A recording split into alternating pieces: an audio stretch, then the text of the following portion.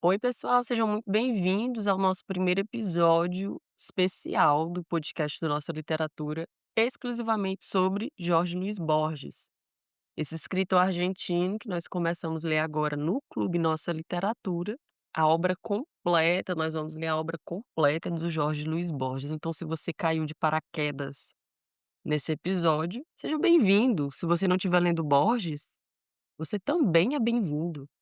Vai que quando terminar você fica com interesse e começa a ler, não é?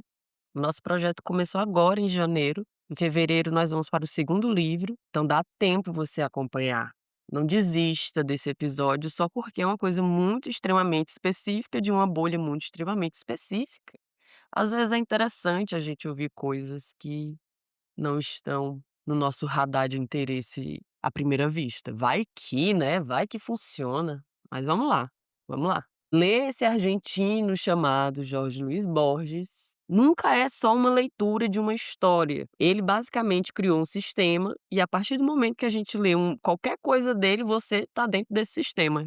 E provavelmente nunca mais vai sair, porque ao longo de todas as obras dele, sejam contos, crônicas não, contos, poesia, ensaios, ele embaralhou tudo, misturou, jogou num labirinto e a gente se perde junto com ele. Essa é a graça, é bem interessante. Muita gente diz que é difícil ler Borges, mesmo sem nunca ter lido, mas acha que é difícil, que é complexo e isso termina afastando alguns leitores que talvez tenham interesse de ler Borges. Se eu fosse nomear um erro que a gente comete ao tentar nos aproximarmos do Borges, seria justamente essa ideia de organizar, de querer padronizar, de querer entender, de querer encaixar tudo de maneira muito bem explicadinha. Por quê?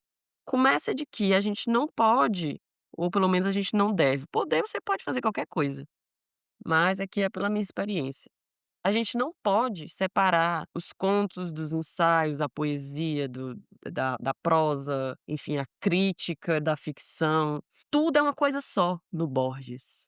Tudo constrói esse sistema que a gente entra a partir da primeira linha que a gente lê qualquer livro dele.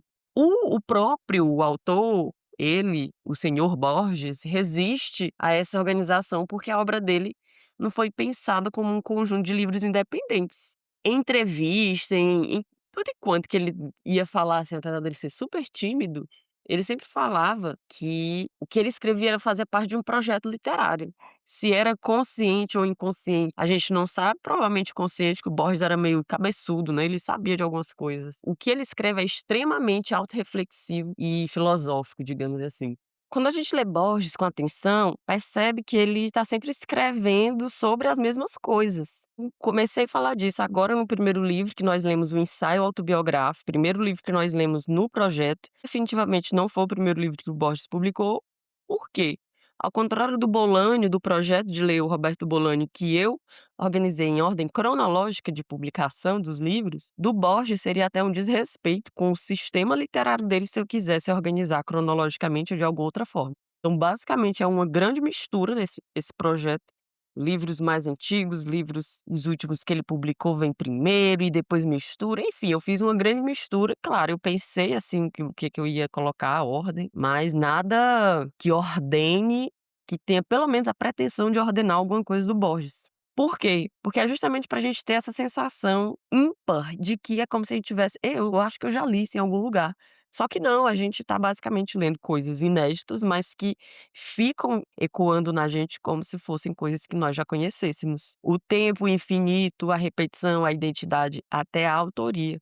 O que muda não é o problema, mas a forma. A forma em Borges é extremamente importante. Às vezes, isso aparece como um conto, às vezes como um ensaio, às vezes como um poema, às vezes como uma falsa resenha de um livro que nunca existiu, de um autor que nunca existiu. Então, não é descuido, é como ele criou a forma dele escrever literatura, é como ele pensa a ficção. O Borges, ele não escreve, né, o que ele pensa, as ideias que atormentaram ele, porque a gente tem que ter isso na cabeça, que ele basicamente estava perseguindo os tormentos dele.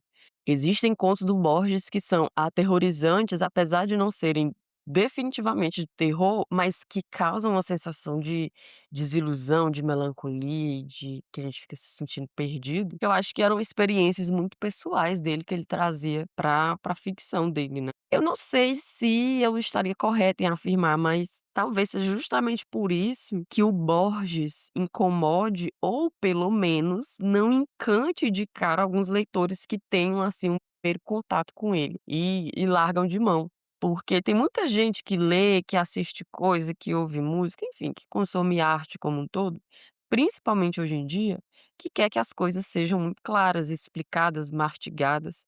Não existe espaço para subjetividade. Só que aí a gente tem que lembrar que o Borges tinha como base do pensamento e da vida e do que ele acredita e do que ele escrevia, muitos filósofos, principalmente o Schopenhauer. Aquele lá, aquele famoso, galera sempre fala agora na internet, a ânsia de ter e o tédio de possuir. Pois é, esse divo aí mesmo. O Borges, ele tinha uma paixão pela filosofia, talvez no mesmo nível que ele tinha pela poesia, pela linguagem em si. Então tudo que envolve linguagem, Borges tá dentro, sabe. O nome do livro do mês de janeiro, que abriu os nossos trabalhos do projeto Lendo Borges, se chama Ensaio Autobiográfico. E normalmente a gente pensa que o ensaio é um gênero explicativo, argumentativo, quase pedagógico, né. Mas o Borges, ele faz outra coisa com isso, ele transforma o ensaio em espaço literário. Principalmente nesse livro, que ele, além de transformar o ensaio, o gênero ensaio, num espaço literário, ele pega um ensaio, insere o gênero autobiográfico e os 2 ele reformula e entrega ficção. Até a própria vida dele é ficcionalizada. Nos ensaios, tanto nesse livro aqui, quanto nos outros ensaios que nós leremos ao longo do projeto, não existe a intenção de transmitir verdades definitivas. O que existe é a encenação de hipóteses. As ideias são colocadas em movimentos, são testadas, dobradas, contraditas. E aí, essa ideia de erudição e dessas camadas de referência que ele coloca, ele enche o que ele escreve, não aparece como só uma demonstração de saber ou de domínio, mas como procedimento estético, algo indissociável da obra dele. Quando o Borges escreve, sei lá, sobre filosofia, teologia ou metafísica, ele não está interessado em resolver problemas, ele está interessado em produzi-los. O tempo circular, por exemplo, nunca aparece como uma tese fechada.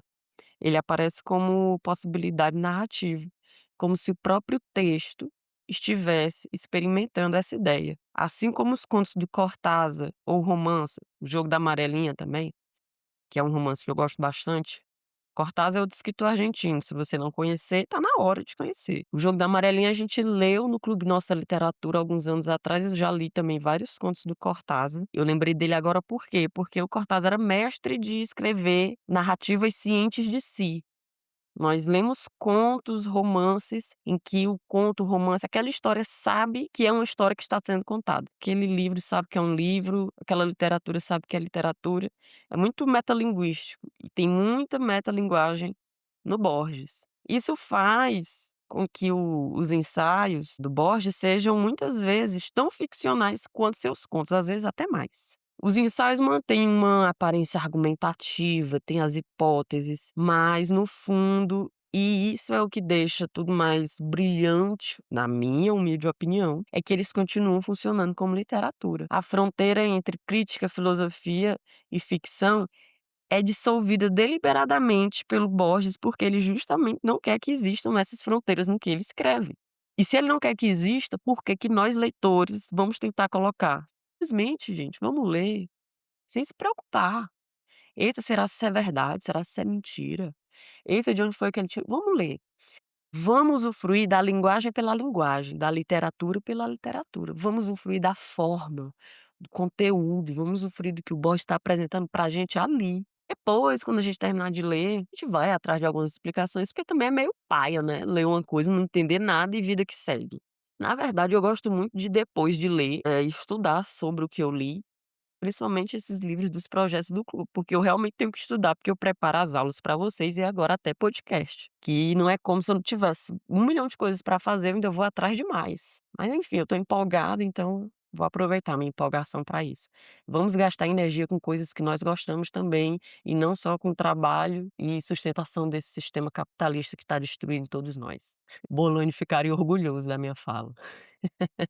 O Borges não acredita em originalidade absoluta, vide Pierre Menal Todo Quixote, que nós leremos no livro Ficções, mas esse é pano para outro episódio. Ele entende a literatura como um campo de citações, cópias, variações e reescritos. Muitos dos autores que ele cita são ambíguos, alguns são reais, outros inventados. E essa ambiguidade não é só um truque que ele criou ali. É uma crítica direta à ideia de autoria estável. O ensaio em Borges não explica a literatura, ele se torna a literatura, e talvez seja por isso que a obra dele continue reverberando na gente e despertando interesse em nós, leitores, agora aqui em 2026. Então, de gente que está lendo Borges comigo, que está interessada em Borges, que está achando divertido. Apesar de que nesse primeiro livro muita gente achou o Borges super chato, pedante, eu fui uma delas, mas isso não anula o fato de que o que ele escreveu, novamente, na minha humilde e singela opinião, é genial. Se você não acha, tudo bem, gente, tá tudo bem, viu? Que é um espaço seguro, você pode não achar. Como eu já falei várias vezes, o ensaio autobiográfico não é um relato factual da vida do Borges, cronológico, com fatos, coisas confirmadas verdadeiras. Funciona como uma autobiografia literária, ficcional. Quando Borges escreve sobre a própria vida dele, ele não está tentando revelar um Borges verdadeiro que ninguém conhece. Ele seleciona memórias, reorganiza acontecimentos, interpreta a formação intelectual dele. E aí, o que que resulta pra gente? A vida dele se forma, vira uma narrativa. A memória é a principal ferramenta desse livro de construção narrativa. Isso é fundamental da gente ter em mente, não só para esse livro, mas principalmente para os ensaios dele, os outros ensaios. Porque reforça uma ideia central da obra dele, do Borges. O autor também é uma ficção. A figura do Borges, que emerge do ensaio autobiográfico, é resultado de escolhas narrativas, reorganizações, apagamentos arbitrários, assim como acontece nos textos de ficção que ele escreve. A memória, ela não aparece como um arquivo fiel do passado, ela é instável, móvel, sujeita às mesmas incertezas que o tempo e a identidade. O cara que escreveu o livro ali na década de 70, né, o Borges ali que escreveu esse livro, não é o mesmo Borges ali do década de 20, do começo do século. Apesar dele falar desse Borges ligeiramente no livro, não é o mesmo Borges, né, não tem como. E a gente vê isso muito nítido, de maneira muito nítida no livro. Por quê? Porque a memória é instável, móvel. Contar a própria vida para o Borges é mais uma pulsão literária para ele.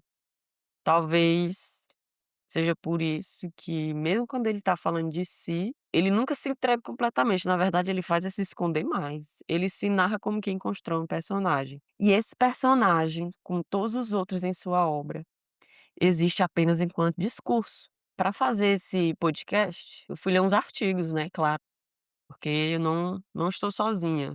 Pesquisadores sempre apoiam pesquisadores. Um dos artigos que eu encontrei foi uma entrevista. Ele estava em Dublin para comemorar o centenário do James Joyce, e aí lá ele concedeu essa entrevista. É uma entrevista meio longa, mas eu separei algumas perguntas aqui para vocês, algumas respostas, que eu acho interessante. O entrevistador pergunta sobre a aventura que ele teve com James Joyce, lendo Ulisses, e aí o Borges responde assim: voltemos ao início dos anos 1920. Um amigo me deu um exemplar da primeira edição de Ulisses, recém-publicada em Paris. Fiz o possível para folheá-lo. Fracassei, naturalmente. Mas reconheci desde o início que tinha diante de mim um livro maravilhosamente tortuoso. Mas um livro de quê? Não eram os personagens que me vinham à mente, mas as palavras que os produziam. Isso me convenceu de que Joyce era, antes de tudo, um poeta. Ele forjava a poesia a partir da prosa. Minha descoberta posterior com o Finnegan's Wake confirmou essa impressão. Com outros romancistas, pensamos nos personagens ou na trama. Com Joyce, o foco está na linguagem. Sempre compartilhei essa fascinação pelas palavras. Meus personagens são muitas vezes apenas pretextos para brincar com a linguagem. E aí, o que eu falei antes, se o próprio Borges é um personagem de Borges, então ele também usou o personagem dele próprio para brincar com a linguagem, para brincar com a linguagem autobiográfica, com a linguagem ensaística. E aí tem outra pergunta que ele diz assim: "Você sempre se sentiu fascinado por bibliotecas?" E o Borges: "Sempre. Quis trabalhar na Biblioteca Nacional de Buenos Aires. Quando finalmente fui nomeado diretor, em 1955, foi justamente um ano em que fiquei cego. Estava cercado de livros que já não podia ler. Às vezes ainda compro livros para me enganar, fingindo que posso lê-los." No ensaio autobiográfico, no livro, quem leu vai lembrar que ele fala que o acontecimento mais importante da vida dele foi a biblioteca do pai dele. E a entrevista continua: "Você se considera um escritor?" "Não. Não escrevo coisas muito boas e não suporto reler o que escrevo. Nunca li comentários sobre minha obra. Parece que fiquei famoso apesar do que escrevi, não por causa disso. Deve haver algum engano. Talvez me confundam com outra pessoa." E continua: "Talvez seja Borges e não você quem escreve suas obras? Talvez. Parece que existem pelo menos dois de nós, o homem tímido e privado e o homem público e falante." E a pergunta seguinte: qual a sua relação com a filosofia? Schopenhauer foi o maior filósofo. Ele sabia que as ideias também são ficções. Berkeley também compreendeu que a metafísica é um produto da imaginação. Filosofia e poesia são inseparáveis. Como você conheceu a filosofia de Berkeley? Meu pai me apresentou a Berkeley quando eu tinha 10 anos. Ele me ensinou que a realidade é uma criação da mente. Desde então, percebi que realidade e ficção estão ligadas. Como o mundo dos sonhos influencia sua escrita? Todas as manhãs me lembro dos sonhos. Às vezes, não sei se estou acordado ou sonhando. Estamos sonhando uns aos outros o tempo todo. E as duas últimas que eu acho que eu gostei, que eu separei. Você usa diretamente o material dos sonhos na escrita? E ele responde: a ficção dá ordem ao caos do sonho. Não sei se a ordem é imposta ou se já estava ali. Se eu soubesse, talvez não escrevesse ficção. Pode dar um exemplo? Sonho frequentemente que estou preso em um quarto, tentando sair, mas sempre retorno a outro quarto. Esse sonho gerou o motivo do labirinto em minha obra. Eu vou colocar o nome do título da entrevista aqui na descrição do podcast, porque eu acredito que vocês, colocando o nome no Google, apareça a entrevista na íntegra e aí vocês vão conseguir ler toda a entrevista completa, que é bem interessante. Depois de tudo isso que eu falei, talvez, e só talvez, fique claro, ou não, né?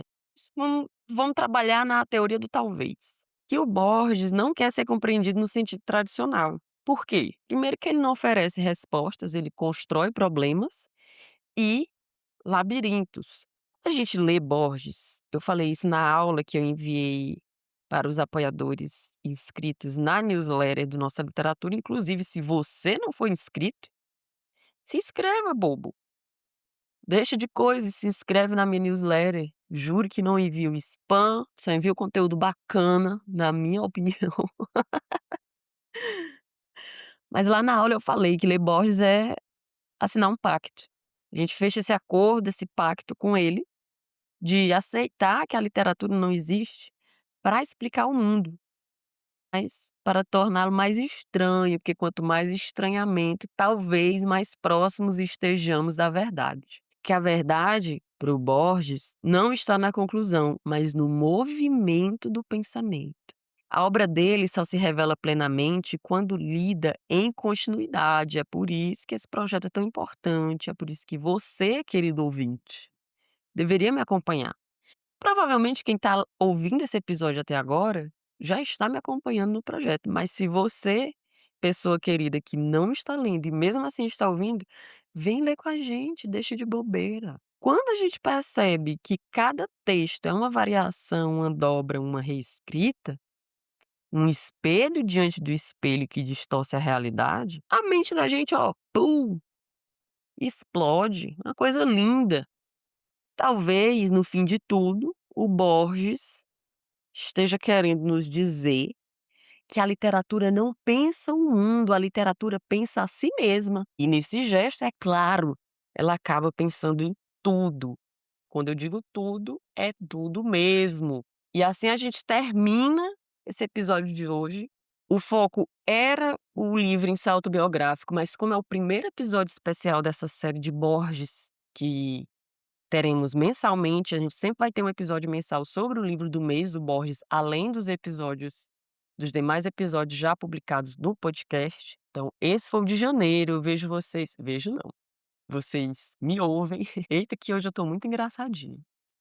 O livro que nós leremos em fevereiro, que se chama O Olhar de Borges, uma biografia sentimental, é o único livro do projeto Lendo Borges que não é do Borges, mas eu quis colocar, porque eu queria colocar dessa vez uma biografia mesmo, para a gente conhecer um pouquinho mais do Borges, e depois a gente vai avançar definitivamente, finalmente, para a obra dele propriamente dita. Então, vamos lá, vai dar tudo certo.